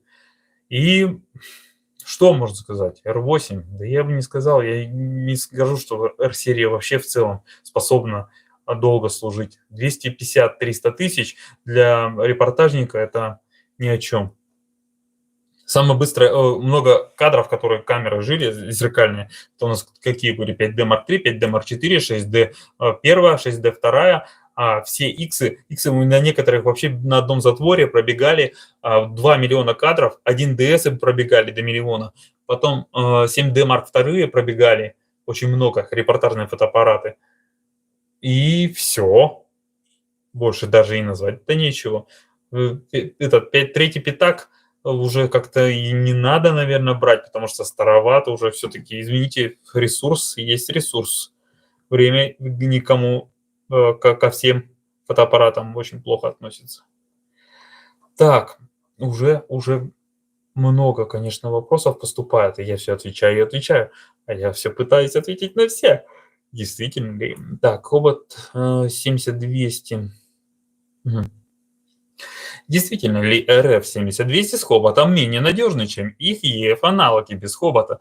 RF-70-200 собран, так, RF, EF, аналоги без хобота. EF-серия будет немного получше собрана, чем RF-серия, но я не скажу, что RF-серия хуже по картинке. RF интереснее, на самом деле интереснее.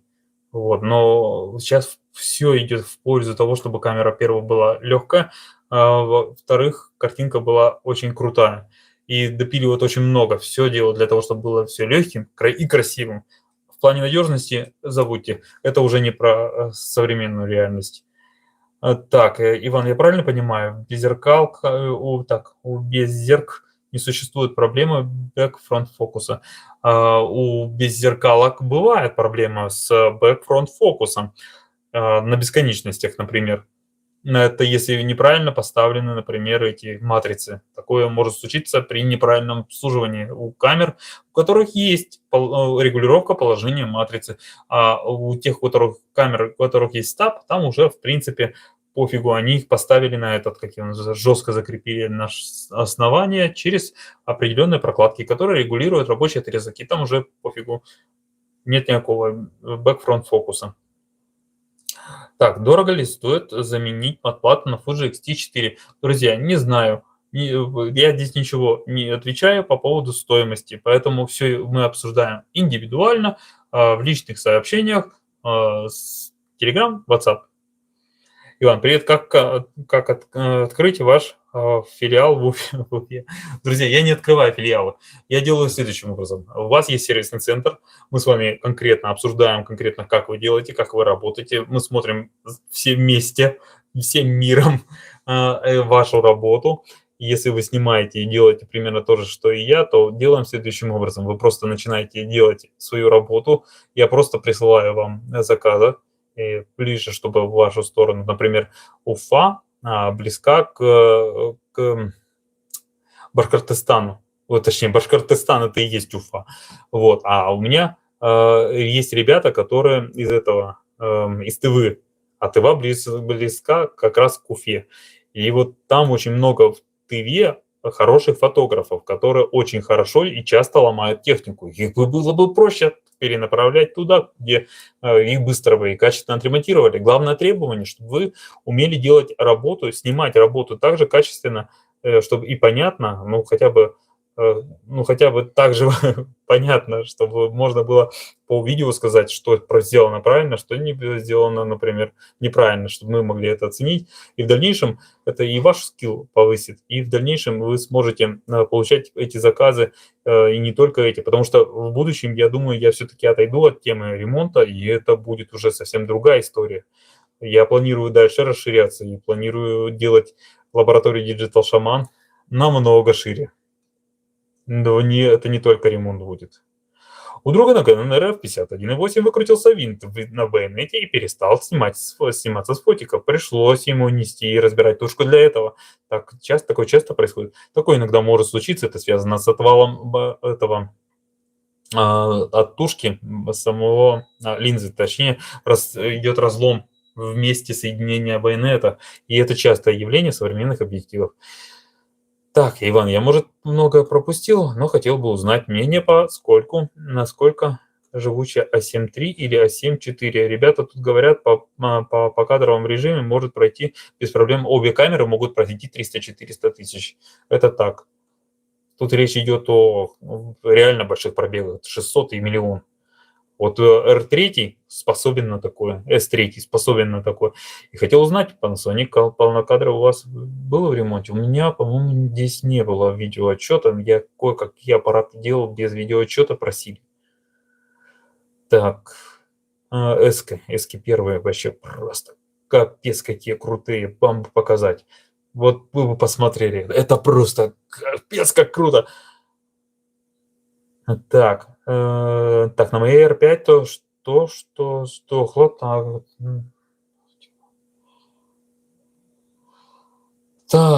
так, на моей R5 что-то сдохло. Так, это было в тепло, без жары. Просто сложил, разложил. Что? Короче, друзья, у R5 часто сдыхают моторы. Если он в КЗ уходит, то с камеры вырубится. Как вы считаете, новые РФ, Эльки 70-200, 100-500 и другие объективы хоботной конструкции сильно уступают по конструктиву монолитным зумам?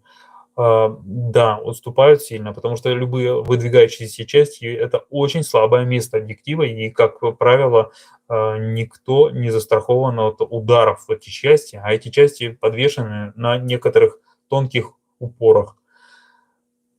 Так, а тихие режимы на Sony вроде вообще не используют затвор, используют электронные. Если электронные, то в принципе фиолетово. Какая там у вас скорость работы затвора, какая там тихо и громко, он же будет электронный. Вот из этой серии этим интересно, седьмая, что она из себя будет представлять, я потому что не представляю. Александр Лапин спрашивает, когда выключенный фотик вставляешь аккум, лампа чтения и карты мигают. Что такое? На старом фотике это выключение питания, ничего не было. Как правило, это большое количество данных записывается на флеш. И это первый признак, что ваша карта памяти, скорее всего, начинает деградировать. Либо формат файлов довольно большой, скорость карты памяти очень медленная, он не успевает справиться с объемом данных, поступаем на запись. А бывает такая проблема, связана с карт-ридером. Карт-ридер начинает тупить, и, в общем-то, все. Иван, ты берешь заказы из Москвы? Да, постоянно с Москвы. Прямо вот одно из самых популярных направлений. Москва, Подмосковье, все приезжают. Вот. Я еще даже... Ну, короче, я не буду палить ребят, которые еще работают из Москвы у меня. Привет, дорогой. Привет, мама Мия. Мамия сервис, привет. Спасибо, Иван, вы супер. Спокойной ночи. Спокойной ночи, Иван. Так, что за камеры прошли? Что мороз боятся? Да, по-моему, все боятся мороза. Это коэффициент, например, упругости пружин на пленочных камерах тоже выдержки не выдерживал правильно, короткие особенно. Если связано с морозом, например, серьезно такой 10-15, это я не имею в виду, что достал там на улице, пофоткал. Вот именно холод, блин, на улице, мороз. Насколько себя оправдывает функция закрытой матрицы шторками для защиты от пыли, или же это неоправданное подвергание опасности ламели механического повреждения? На самом деле эта штука очень сильно помогает вам камеру уберечь от пыли. Но если у вас есть возможность постоянно обслуживать матрицу, например, почистить при помощи набора ProKit 1, который я буду постоянно везде тут пихать, потому что это прекрасная штука, вот, то, в принципе, насрать. Если у вас есть возможность взять и прочистить камеру от пыли, какая разница? Вот. Так, а Иван, какой бы фотик хотел разобрать, изучить не корысти ради, а любопытство для? Никакой. Вообще, у меня нет такой цели, друзья. Некоторые думают, что у меня прям искреннее желание что-то поискать, там, поискать себе приключений на одно место. Нет, у меня просто даже времени на это нет, потому что объем заказов такой большой, что у меня даже нету мысли о том, когда у меня появится свободное время для того, чтобы что-то еще интересное посмотреть. Нет, друзья, такого у меня времени не осталось. Я с радостью вот выходные бы не выходил на работу. Но я так не могу, я трудоголик. Так, давайте дальше почитаем вопросики. Камера стоит в сборе и не переносится никуда. Объектив не меняется. Я просто слышу, что в D600 была отзывная кампания из-за того, что с затвора на матрицу летел графит. Нет, не так. Там не графит летел, там летела смазка. Смазка, которая находилась в затворе. И из механы. Они выстреливали и летели прямиком в матрицу. И это связано было не с D600 только. Это было связано 600, 610, 700, 800, 850. Так, погодите. Назад отмотаем. 800. Короче, периодически на некоторых аппаратах такая ерунда случалась. И никуда от этого деться нельзя было. Особенно это было заметно тем, кто снимал на закрытые диафрагмы. Это было просто реально, смазки перестарались. И в теплое время, точнее не в теплое, а когда, например, Вот вы снимаете в теплом боксе, у вас, скорее всего, софиты греют, и камера может переходит рубеж температуры 35 градусов, примерно так. Тогда начинаются некоторые смазки, которые там используются, которые были до этого густые, начинают обильно просто накидываться в ненужные места и закидывать их на матрицу. Так, реально ли самому поменять шлейф на Canon 2470 2.8? Завтра будет видео о том, как один человек решил, что это очень реально, и решил поменять на 2470 шлейф. Вы увидите, к чему это привело. Если нет опыта разборки тонкой техники какой-нибудь, да нет, не получится. У вас проблема будет в любом случае с этим. С оптической осью вы можете просто, просто попасть в ситуацию, когда оптическая ось у вас не будет настроена, и вы не сможете ничего с этим делать. Попробовать-то можно, сломать-то что? Если есть возможность попытаться сделать, есть видео, их штук, наверное, не знаю, 40, да, на плейлисте, попробуйте, если не жалко. Почему нет-то? Всего ж чего-то, все ж чего-то начинают. Если в объективе выключить стаб, то он фиксируется в одном месте и не трясется. Верно, это так. Вы отключаете, и он идет, но не на всех камерах. На некоторых камерах он продолжает чуть-чуть трястись, но не так сильно, как если вы просто сдернете стушки. Спасибо за ответы, пожалуйста. Здравствуйте, почему на Canon R так быстро мрут затворы? Маркетинг? До этого был 5D Mark III, я был в нем всегда уверен, а с R-кой вопрос. Это связано с тем, что эксплуатируют, ну я так скажу, R-ка и вообще в серии R, скорее всего, изначально были сделаны так, что предел прочности был специально чуть ниже сделан. Сам затвор, в принципе, неплохой, но есть проблема с механикой взвода. Эта механика взвода на всех моделях очень плохая, за исключением RP. На RP еще и вся механика затвора хреновая. Мотор 5D Mark III, он больше мотора R-ки в 2 раза. И этот мотор у R-ки, например, мотор больше, чем у R5, R6, а в R5, R6 их два. Два маленьких хреновеньких мотора. Интересно твое мнение про съемку лазера. Бывает, что надо, если, допустим, лазерная указка не навредит матрице, то промышленный спалит. Как узнать, опасен ли используемый на съемке лазер? Необходимо использовать ND-фильтры, какие-то там для лазеров. Не знаю, какие, но лазеры в последнее время очень сильно жгут соньки. Я не знаю, по какой причине, но вы, видать, посмотрели видосы у меня, и, в общем-то, вот тут в рядочек скоро будут выстроиться такие. Недавно меняли на R5, R6, меняли матрицу, тоже сожгли случайно лазером. Тресь, и все. Прям вывалился целый ряд. А бывает так, что полкадра просто вывалилось, все, сжигает моментально. И это просто вот эти вот сценические лазеры. Ваше мнение? Так, 7D Mark II очень долго работает. Ну, к сожалению, что поделаешь, не знаю. Вот если взять под цена-качество какое-то и скорость работы, тут все индивидуально нужно подбирать, потому что все-таки репортаж не требует промедления, и требует скорость. Так, ваше мнение, можно ли эксплуатировать объективы с UV-фильтром вместо крышки? Да, можно. Но тут один момент есть, который вы можете не предугадать. Например, если у вас объектив будет направлен в сторону, ну, например, у вас беззеркалка, и в сторону солнышка так поползло, раз ваш объектив попало, увеличилось через UV-шку и хорошенько прожгло шторы. Такое вот часто случается. Как тяжело ремонтировать объективы широкоугольные типа 12, 24 или 14. Я как понял на твоих видео, там проблема настроить оптическую ось. Это и есть и самая огромная проблема.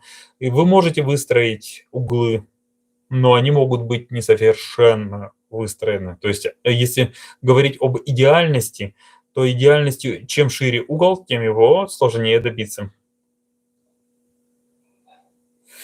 Иван, расскажи, как стать таким же крутым фоторемонтником, как ты. Это очень все просто. Вы делаете каждый день видеоотчеты, вы делаете свою работу гласным, и тогда у вас нет желания косячить. И тогда, когда вы начинаете косячить, вам об этом говорят. Вы начинаете искать сервис-мануалы, учиться у других уму-разуму, в конечном итоге проделываете эту работу все каждый раз лучше и лучше. И в итоге у вас не будет просто выбора, как стать лучше. У меня как бы не очень много ума в этом направлении, в котором я работаю. У меня очень много практики, я так скажу. Ну, если возьмете, например, меня протестируете по поводу вопросов коэффициент цветопередачи, там, той-то линзы или той-то камеры, как работает тот или иной там принцип электродвижка там какого-нибудь. И я вам скажу, что по некоторым вопросам я могу просто посыпаться, потому что я их не знаю. По некоторым вопросам я могу посыпаться по настройке, например, матрицы, по устройству матрицы, по передаче данных внутри фотоаппарата, по работе некоторых компонентов, потому что я просто не могу все знать. Вы просто поймите, сам фотоаппарат был создан огромным количеством инженеров во главе главным конструктором, который собирал в плане того, что это все компилировал по блокам. То есть, я так понимаю, даже сам главный конструктор до конца полностью не знает устройства всего работы аппарата. Он знает конкретного человека, который в этом идеально разбирается. И вот невозможно знать все. Вот, но стоит стремиться в том, что если вы занимаетесь то, чем, что вам нравится, углубляться и интересоваться. Иван, после разборки А7-3 я видел, что не хватает одной прокладки между стабилизатором матрицы, да, матрицы и рамы фотоаппарата. Не знаете, их можно отдельно найти? Я правильно ли понимаю, что эти прокладки, это просто термопрокладки, вы можете их поставить с любого ноутбука, главное подобрать по толщине. Вы просто замерите и поставьте на этих можно снять. Думаю, голова как-то скуплю. Видеокарты на датчиках, ой, на DC-контроллерах, на транзисторах. Там они есть, можете снимать. Мы продолжаем. У нас есть немножко времени, мы можем ответить дальше на вопросы. Так, Иван, привет, как обстоят дела? Так, обстоят детали с новыми камерами Nikon Z6, Z7, 8.9 и долго, и как долго они идут, их наличие. Слушайте, я пока ими не занимался, поэтому не знаю. То есть, будут приходить, буду заниматься, в принципе, ничего сейчас сложного не будет. Без зеркалки в любом случае мы к ним придем. Мир-то меняется. Так, подбираются, чтобы стабилизатор стоял ровно относительно байонета. Это, видать, не мне. Иван, здравствуйте, расскажите, как бы отличить БУ технику, которую продают видом новой. На канале есть плейлист, называется «Шаман смотрит». Я туда потихонечку все-таки буду закидывать материал, вы его очень охотно смотрите. И там вот как раз я рассказываю в рамках 1 минуты, в рамках шотса о том, как это все подыскать, что из себя представляет аппарат, новый, не новый. И, в общем-то, я все-таки рекомендую прислушиваться того, кто разбирает постоянно фототехнику. Я с фототехникой каждый день, а вы ее просто иногда смотрите. И если есть люди, которые просто иногда работают часто с техникой, в плане того, что у меня там было много фотоаппаратов, такой, а у меня одних 5D Mark III было около 400 видов. Я их уже каких только не перевертел. И 5D Mark IV у меня тоже было немало. И я их тоже каких только не перевертел. И когда ко мне в руки приходит 5D Mark III или 4 крашеный, я вам сразу скажу, вот это крашеный. Я вам сразу скажу, что это подделка. В смысле, под новый подделка. Panax N1. Видео с пробегом чуть больше 2,3 миллиона. Вот, пожалуйста, Ирина С. вам говорит о том, что она видела S1 с пробегом 2,3 миллиона. И это хороший признак того, что камера мало того, что собрана хорошо, она очень удобно тактильна. И она еще и бегает много. Но, наверное, еще и стоит до хрена. Я не знаю, кстати, в ценниках плохо. Скажите, пожалуйста, стоит ли брать старика АБУ Nikon 1755 2.8? Не стоит брать, сразу говорю. Но современный кроп Nikon D5600 24 мегапикселя. Не стоит брать старую оптику на современную технику. Все-таки устаревает, тем более старая оптика, она, как правило, ушатанная. 2.8 у вас будет мыльный, и, скорее всего, он будет резкий у вас на 4. Эта запись эфира будет выложена. Отвечаю на вопрос. Так, А7 III, 2 штуки. Камера была меньше года, новая. Брал в разных местах, с разницей пару месяцев. В один день на обеих тушках стали залипать кнопки REC. Проваливаться. Так, и назад не вылетают. Это связано, не выстреливает. Это связано с тем, что резинка, скорее всего, очень хорошо прореагировала с вами, с вашей рукой. И вы, видать, снимаете видео, и у вас очень часто работают эти камеры примерно одинаковые, поэтому и реакция с резинкой сработала так. Не со всеми так происходит. У некоторых вообще, говорят, резинки не раздуваются, такого не происходит. У некоторых прям все, 150 тысяч кадров, все, камера раздулась, вся вот резинки потекли. Это связано с типом вот именно нашей кожи. Именно то, какое вещество выделяется вместе с кожным салом. У кого-то оно более масляное, очень сильно реагирует. Так, я писал про то, как у меня отваливался экранчик на R5, использовал по теплу. Может быть, эта камера до этого на R5 работала где-то в холоде. Ну, а может быть, у меня был мененный же этот шлейф на какой-нибудь фиговый. Привет, шаман. Никак не могу разобраться с Sony 2470GM. Заменил шлейф диафрагмы и стабилизатора, все равно F. Это связано. Смотрите обязательно. Вы когда стаканы там все разбираете, там есть такие металлические, механические металлические проводнички такие. Они из себя представляют собой металлическую ткань. Очень важно, чтобы она была на своих местах. Обязательно вся от и до у вас должна быть от байонета звониться до самого конца хобота, грубо говоря, на моторе. Все должно звониться. Прозвонка должна показывать не больше, там, грубо говоря, 2 Ом, но проводимость должна быть. Если вы ее нарушаете, у вас будет F.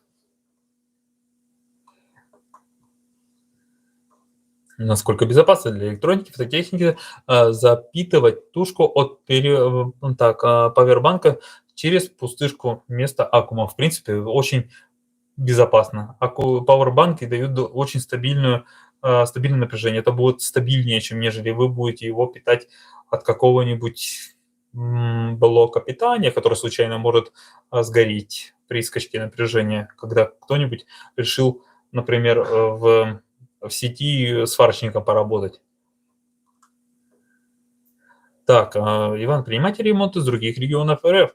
Да, мы принимаем с других регионов РФ. А это СВО мы еще и принимали из Израиля, из Франции, из Норвегии у нас вот приезжал здесь товарищ, тоже у нас пишет, частый у нас подписчик, Норман Осло, можете видеть, он из Норвегии, поэтому привет ему передаем в его пивоварню в Норвегию.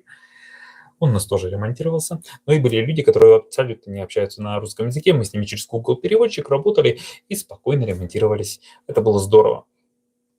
Здравствуйте, скажите, пожалуйста, у меня Nikon D610, и иногда возникает ошибка районе выдержки на объективе, но он при этом снимает. Скорее всего, у вас повреждение механики взвода. Но если пробег зашел за 230 тысяч, скорее всего, вам придется заменить и механику взвода диафрагмы, и еще затвор. А учитывая, что у этой камеры очень дорогие затворы, то суммарная стоимость запчастей, новых запчастей, может составить примерно 25 тысяч рублей. 5D Mark IV пропала подсветка основного дисплея. Нет ни схемы, не знаю, как поднять. Был такой случай с данной камерой. Да, был 5D Mark IV, там необходимо вытащить деталь, которая отвечает за генератор подсветки. Он, по сути, представляет собой 125-5, по-моему, так называется деталь, ну, в смысле корпус. И, по сути, это преобразователь DC. Он должен преобразовать напряжение с 8,7, что ли, ну, короче, в 17 вольт до 20. В этом диапазоне работает подсветка у экрана. Если у вас этого напряжения нет, то, соответственно, эта деталька вылетела. Ищите от, грубо говоря, пляшите от подсветки в сторону платы. Там на плате ищите, куда приходит конкретно, в какую микросхему выкидываете. Если на эту микросхему, конечно, приходит напряжение. Если не приходит, ищите, где отвалило. А так часто случается, что эта микросхема выходит из строя, такое бывает. Так. Дмитрий Анатольевич, я менял сам сэндвич, который под ЖК был именно, он сдох, EOS-1. Сам модуль подсветки. Объектив Samyang 85 f1.4. Не разбирал, по-моему, не было на канале, только 35-ка. Привет, спасибо за стрим, за твои обзоры. Скажи, пожалуйста, А6400, можно без лишних плясок с бубном перепрошить? Иногда в последнее время включает режимы съемки произвольно. Это не связано с прошивкой. Такое бывает, когда у нас верхний переключатель положения просто начинает тупить. Он у них бывает так ломается. меняется вот этот переключатель вместе со шлейфом, и все, и дальше пляшете, работаете. Друзья, у нас поступает очень большое количество вопросов. Я сейчас до конца домотаю, посмотрю примерно какой объем. Я вас очень прошу сейчас не писать вопросы. Я постараюсь ответить всем до конца, и после того, как я отвечу, а последний вопрос, давайте сделаем так, я с конца начну. На высокой выдержке начинает тормозить затвор. Пробег точно больше 300 тысяч. На высокой выдержке начинает тормозить затвор. Не всегда это связано, это бывает, еще бывает, когда камеру просто уронили. Бывает такое. Спасибо за твои видео, как всегда интересно. А некоторые упоминаемые вещи надо писать в букварь фотографа. Так, я пошел, друзья, с конца. Сейчас будут вверх подниматься. Я пока вопросы не буду читать, которые будут поступать. Вы пишите их куда-нибудь себе, а можете в телеканал. Помните, что у нас телеграм-канал есть, в рамках которого мы тоже обсуждаем различные вопросы. Там есть чат, и вы сможете спокойно задать свой вопрос, а мы постараемся на него ответить. Там в комьюнити довольно хорошая атмосфера, не болтают лишний раз. И ответят, помогут. И я могу ответить, или кто-нибудь еще. В одном видео, из видео была информация, что не стоит покупать Canon 5D Mark II даже в очень хорошем состоянии из-за крепления матрицы, которая меняется с годами. У них еще фотоаппаратов, так, у каких еще фотоаппаратов такие же также. Вот такая проблема, насколько помню, у 5D Mark II была. У каких-то еще я не припомню, что такая была. Вот именно с 5D Mark II там целый комплекс проблем, связанный с отвалом коннекторов, с рассыханием шлейфов и прочими приколами с отвалами сплат компонентов в плане не то, чтобы они отвалились, а просто пропадает контакт. Так, R5 была, но новая вроде как. Должна была быть все в порядке, а не такой отвал. И брал в нормальном вроде магазине. Блин, друзья, там такая сейчас херня творится в России, вот, ну, в плане поставок в Россию. Типа официальный, параллельный импорт. Это все контрафакт и контрабанда. И по-другому это называть нельзя. Болезнь всей Sony A7 III, на углах краска слезает, даже снимаешь недолго. Вполне возможно, потому что там острые края. Стоит ли же покупать? При покупке БУ фотика нести с собой ноут с торнадо и проверять пробег и логи ошибок. Смотрите, торнадо у вас в любом случае, блин, а вы если покупать будете новый фотик, есть вероятность такая, что вам просто не дадут подключать сторонний софт, скажут, вы мне фотик испортите какой-то вот такой сраный торнадо, которая там вас испортит мне фотик. Вообще, в целом, я бы подключил бы все-таки. Если там сразу же появится лог ошибок, сразу спросить, друзья, вы продаете новый фотик, а в нем уже ошибки. Как так? У меня есть два Canon 5D Mark II по 7000 пробег. Ты сказал, что долго они не хранятся. В чем причина? Я уже говорил в маленьком шоте, это связано не только с этими вот резинками. Можно ли использовать вместо циатима литиевые смазки, силиконовую смазку? По этому вопросу очень огромный спор на разных форумах. Но нужно помнить, что есть смазки, которые прямо называются оптические смазки. Их, если в вашей стране нет, вот в Нормана, Осло, в Норвегии могут не быть циатима, но могут быть другие смазки. Ищите именно оптические смазки для вот именно механизмов. Тогда вы найдете ту, которую надо. Не обязательно покупать какую-то из России. Так, а возьметесь ли вы собрать камеру Sony Nex 5, которую разобрали, для того, чтобы снять ИК? Фильтр для съемки и фотографии. Я уже такое делал на канале, уже было... собрать не очень получилось. Друзья, ну там, блин, если я делать буду, я же тоже за это возьму денег. И возьму, ну нормально возьму. Так, термопрокладки разные налички есть. Да, друзья, они есть разные. Тут надо смотреть только по узлам. Скажите, пожалуйста, в системе Sony A7 стоит перед матрицей стекло или миф? На камере... Так, перед матрицей A7. A7. Вот там... Так какое стекло? Там перед матрицей стоит фильтр. MD-фильтр. Их как и муар-фильтр. Он там вместе. В сплите, вместе в матрице. Просто если поцарапали, выкидываете и ставите новый. Так. Угу. Привет, Иван, как думаешь, в чем проблема? На 5D Mark II на одном кадре часть фото, фиолето-черная полоса. Пока что только на одном кадре это было. Фиолетовая черная полоса. Косяк работы передачи данных. Скорее всего, либо флешка тупит, возможно, есть один из контактов флеш-памяти CF, либо загнут, либо отлетел, либо коннектор передачи данных нарушается, со временем может отвалиться, либо передача... Нет, это, скорее всего, просто фиолетовые файлы, там такие квадратиками, как правило, это либо по памяти ошибка идет, и он просто часть файла потерял. Вот, а такая вот херня может быть, если идет ошибка по питанию, по каким-то... Может, например, у вас была ошибка фотоаппарата ERR01, например, ошибка с объективом, тогда может у вас и файл вылететь такой. Так, ну вроде все, друзья, я всем ответил. Так, вот еще один вопрос. Добрый день, Иван. Важный вопрос. Надо ли более бережно относиться к беззеркалкам, в том числе беречь от случайного попадания солнца, так как в указанных системах, камерах матрица не защищена зеркалом? Да, действительно, необходимо беречь камеру от попадания солнца. В этом даже написано в эксплуатации. Так, здравствуйте. Объектив 24-70 2.8 L Canon. Есть люфт барреля передней линзы только на 70 мм, но на остальных фокусных расстояниях до 24 мм люфта нет.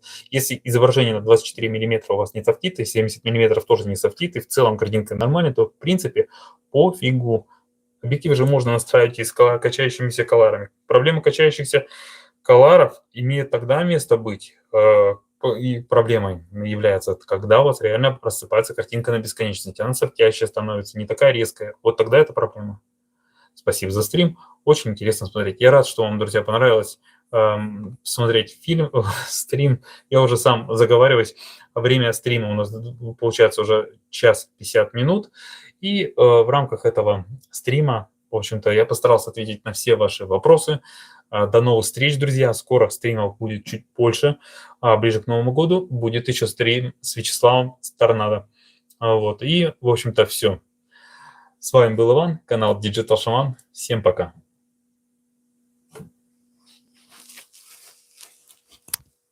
Volume up. Bluetooth mode. Не Live mode. Reverb on. Не выключается. Постарайтесь выключить. Так. А мы переворачиваем картинку. Выключить.